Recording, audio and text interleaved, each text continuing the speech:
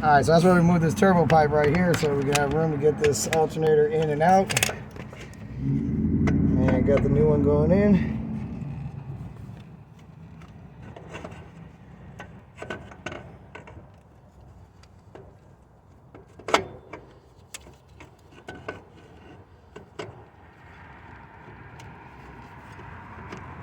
Well, I wiggled one of the clips, but I didn't wiggle the other one. We're going to have to hitch it a little bit. You see this?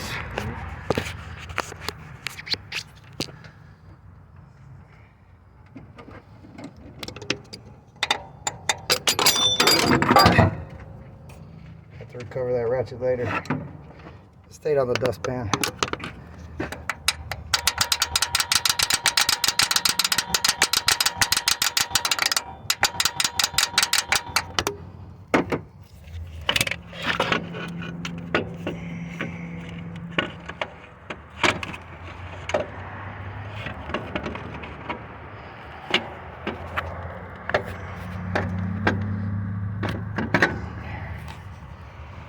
And that's in place. Time ready for put screws in.